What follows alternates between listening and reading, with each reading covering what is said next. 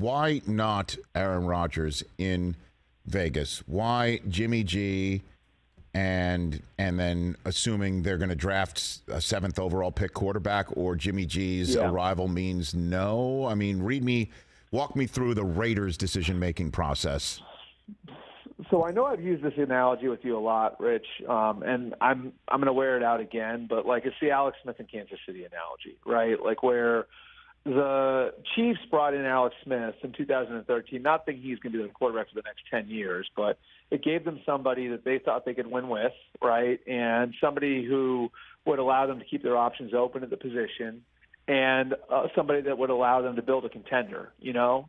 And they were able to do that. And because of that, like, they didn't have to force it in 2014 or 2015 or 2016.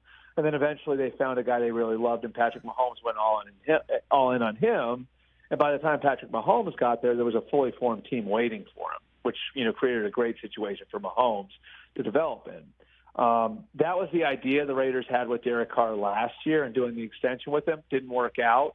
And I think that's sort of the idea this time around with Jimmy Garoppolo, is that you're creating your flexibility for yourself at quarterback, and that, Jimmy's going to be your quarterback probably for the next few years, but he doesn't preclude you from going into the top 10 and getting one if you think there's a really special one there.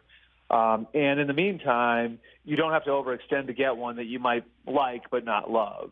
And so that allows you to use the capital that you have to build up the team around the quarterback. And so I think it's as much as anything about bringing in a guy who's a known commodity, you know, and they projected some with Derek Carr, and that didn't work out. A guy who, you know, knows what the culture is, knows what the setup's going to be, and is going to be able to hit the ground running. And, you know, a guy who, again, allows you over the next few years to sort of survey the draft classes that are coming into the league and wait for someone that you think is really special that you can go up and get aggressive to go get. So Jimmy G finally gets an exit visa from San Francisco after all this time, and it's to Vegas.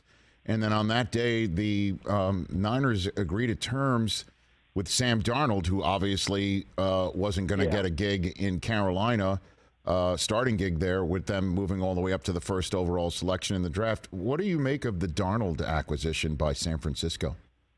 You know, I actually had them kind of like pegged for maybe Baker Mayfield. You know, so like this is the same idea, I think. It's bringing in a guy who's got talent, he's got physical ability, who, you know, maybe it becomes something, maybe it doesn't. At the very least, it's going to push Trey Lance and give them another option while Brock Purdy gets healthy. And if you look at the timeline with Brock Purdy, it's going to be tight. You know, like him being able to start the opener, now this is typically like a 6-month recovery. Maybe he gets back faster, maybe not. But either way, you know, you're working on a really, really tight timeline with a guy that you presumed was going to be at least taking the first rep in OTAs and the first rep at training camp, right? Whether or not he held on to the job, if Trey Lance turns the corner, you know, we'd see on that. But, you know, it's sort of, I think, saying, okay, like, we're going to see what happens with Trey Lance, but we're going to make sure that we cover our butts on the back end. We get another guy who's got some talent in here to compete. And this is going to basically get us through until Brock Purdy is back. And whether Darnold emerges or Lance emerges over the next 6 months, you know, we've given ourselves a better chance to have a viable option before Brock Purdy gets back. And again, maybe one of those guys really breaks through, and you have somebody that really makes you think, should we start him or Purdy?